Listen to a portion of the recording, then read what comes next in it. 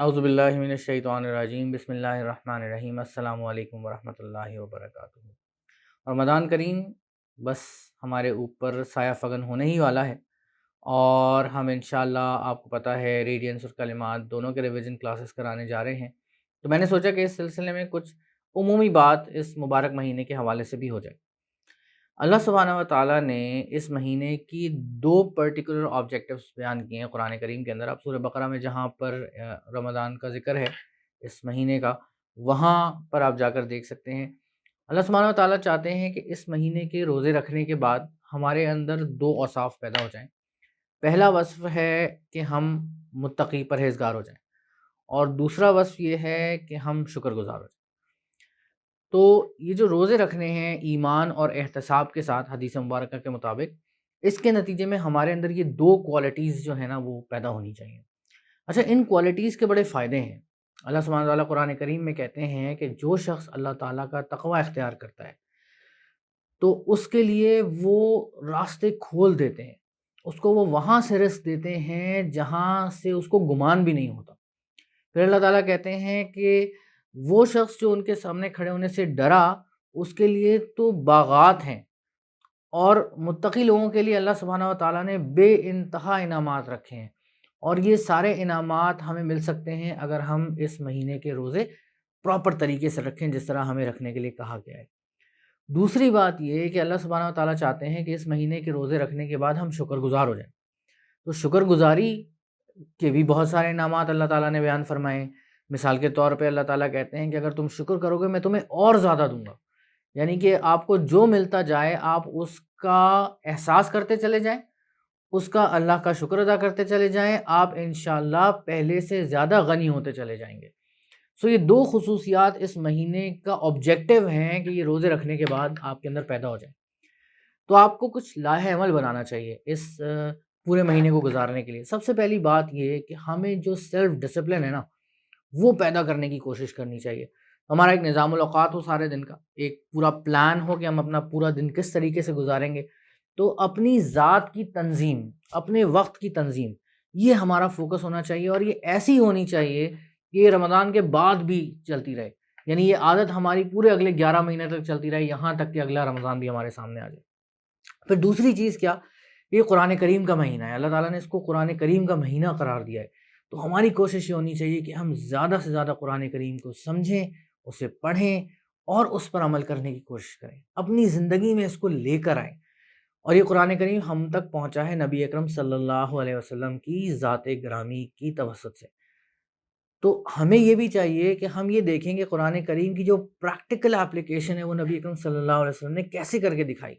آپ کے وہ کون سے اخلاق سے، کون سے اطوار مبارکہ تھے، کون سی خصوصیات تھیں جنہوں نے آپ کو رحمت للعالمین بنایا، جن کی وجہ سے لوگ آپ کے گھر کھنچتے چلے آتے تھے۔ تو آپ صلی اللہ علیہ وسلم کی زندگی ہم سیکھیں، ہم یہ دیکھیں کہ آپ صلی اللہ علیہ وسلم کس طرح گفتگو فرماتے تھے، کس طرح اپنے ساتھیوں کے ساتھ رکھ رکھاؤ رکھتے تھے، کس طرح آپ صلی اللہ علیہ وسلم کا برتاؤ اپنے گھر والوں کے ساتھ تھا۔ ہم یہ دیکھیں کہ آپ صلی اللہ علیہ وسلم دین کی طرف لوگوں کو کیسے بلاتے تھے، کیسے لیڈر تھے۔ یہ ساری خصوصیات ہمیں سیکھنی چاہیے نبی اکرم صلی اللہ علیہ وسلم کی زندگی سے، تو ہمیں سیرت مبارکہ کا مطالعہ کرنا چاہیے۔ پھر جناب تیسری چیز یہ ہے کہ ہمیں اللہ تعالیٰ کو خوب یاد کرنا چاہیے، سارا ٹائم ہماری کوشش ہو کہ ہم اللہ تعالیٰ کے ساتھ جڑے رہیں، اور یہی تقویٰ کا مقصد ہے کہ ہم پرہیزگاری بیسیکلی بندے کے اندر کیسے آتی ہے، جب وہ اس لیول پہ پہنچتا ہے جسے ہم احسان کا لیول کہتے ہیں، یعنی کہ وہ یہ فیل کرتا ہے۔ حدیث مبارکہ کے اندر جو حدیث جبرائیل ہے اس کے اندر بڑی تفصیل سے یہ گیون ہے کہ کس طرح اللہ تعالیٰ کی عبادت کی جائے، یعنی اس طرح عبادت کی جائے کہ آپ ہر وقت اللہ تعالیٰ کو دیکھ رہے ہیں، اور اگر اس طرح نہیں کر سکتے تو کم سے کم اس طرح کر لیں کہ اللہ تعالیٰ آپ کو دیکھ رہا ہے۔ تو یہ لیول جب آپ کا اٹین ہو جائے گا تو آپ کو اللہ تعالیٰ کی ایک طرح سے ہر وقت کی موجودگی کا احساس، اپنے ساتھ موجودگی کا احساس آپ کے اندر ایک راسخ ہو جائے گا، پکا ہو جائے گا۔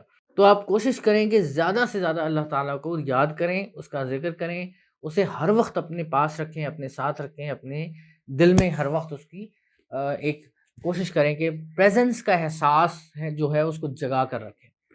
تو قرآن کریم کی تلاوت ہو گئی، سیرت مبارکہ کا مطالعہ ہو گیا، اس کے بعد ذکر ہو گیا۔ بہت ساری دعا مانگیں۔ دعا کے بارے میں کہ دعا ہی عبادت ہے، یا دعا جو ہے وہ عبادت کا مغز ہے۔ تو جو کرکس ہے آپ کی ساری عبادت کا وہ اللہ تعالیٰ سے بہت سارا مانگنا ہونا چاہیے. اپنے لیے مانگیں، پاکستان کے لیے مانگیں، پاکستان کی خیر خیریت مانگیں، اور اللہ تعالیٰ سے دعا کریں کہ ہماری سرزمین پر اللہ تعالیٰ کی رحمتیں نازل ہوں، اور ہم سب کو اس مبارک مہینے کی جو بھی برکات ہیں ان سے بھرپور استفادہ کرنے کی توفیق نصیب ہو. پھر ایک بہت اہم جو احادیث مبارکہ میں کثرت سے آتا ہے وہ یہ کہ ہمیں استغفار کرنا چاہیے، یعنی اللہ تعالیٰ سے اپنے گناہوں کی، اپنی کمی کوتاہیوں کی معافی مانگنی چاہیے. تو یہ ایک عمل ہمارا رمضان کے اندر مسلسل ہونا چاہیے کہ جتنا زیادہ ہم اللہ تعالیٰ سے اپنی گناہوں کی معافی مانگ سکیں، ان کو یاد کر کے ان کو بہتر کرنے کی کوشش کر سکیں، ان پہ ندامت کا اظہار کر سکیں، ہمیں یہ کرنا چاہیے. پھر ہمیں اپنے وقت کا خیال کرنا چاہیے. آپ کو دیکھنا چاہیے کہ ایسے کون سے کام ہیں زندگی کے اندر جن کا نہ دنیا میں کوئی فائدہ ہے نہ آخرت میں کوئی فائدہ ہے. تو ایمان کا انسان کے حسن یہ ہوتا ہے کہ وہ ان تمام اعمال کو چھوڑ دے جو کہ لایانی ہیں. تو ایسے کام جن کا نہ دنیا میں کوئی فائدہ ہے نہ آخرت میں کوئی فائدہ ہے ان کو تو چھوڑ ہی دیں. اس کے بعد ایسے اعمال آتے ہیں جن کا کم سے کم دنیا میں فائدہ ہو، چلیں ان کو کر لیں. اور کچھ ایسے اعمال آتے ہیں جن کا دنیا اور آخرت دونوں میں فائدہ ہوتا ہے.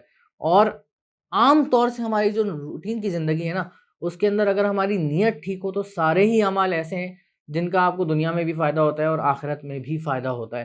تو کوشش کریں کہ اپنے اعمال کے اوپر نظر ڈالیں، دیکھیں کہ کون سے کام ہمیں کرنے چاہیے، کون سے کام ہمیں چھوڑ دینے چاہیے، کون سے ایسے فضول کام ہیں جن کو کرنے سے ہمیں نہ فائدہ ہو رہا ہے نہ ہمارے وہ کسی کام آ رہے ہیں بلکہ الٹا نقصان ہو رہا ہے. تو ایسے تمام کاموں کو اپنی زندگی سے صاف کرنے کا یہ ایک بہترین موقع ہے. تو جناب آپ سے درخواست ہے کہ اس مبارک مہینے کی مبارک ساعتوں میں ہمیں ضرور یاد رکھیں، مجھے اور میری ٹیم کو. ہم سب کی طرف سے آپ کو رمضان کریم کی ڈھیروں مبارکبادیں اور دعاؤں کی درخواست. السلام علیکم ورحمۃ اللہ وبرکاتہ.